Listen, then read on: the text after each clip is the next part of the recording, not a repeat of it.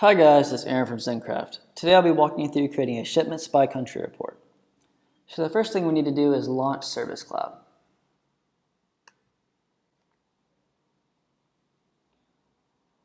Once Service Cloud opens up, all we need to do is click Reports and click New Report. This pulls up all the different report types that Salesforce has to offer. We want shipments with order. Type that in and click Shipments with Order, then you'll also need to click Continue.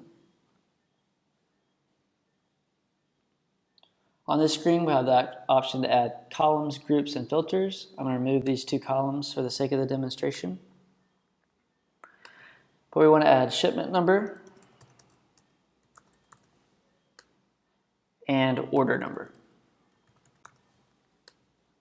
After you add those two columns, we want to group by recipient country. I'm just going to type country and it'll pop up. Then we want to adjust our filters.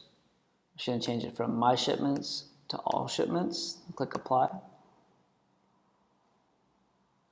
Now we're ready to generate our report. So just click Save and Run. And then you can name your report. So I'm going to name it Shipments by Country. That'll generate a unique name. And at the bottom, you can manage who can view your report. Just click Save once you're satisfied with that.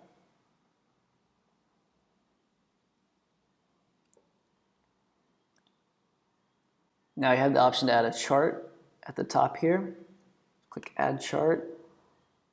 It defaults to bar graph, but you can choose whichever chart type you like.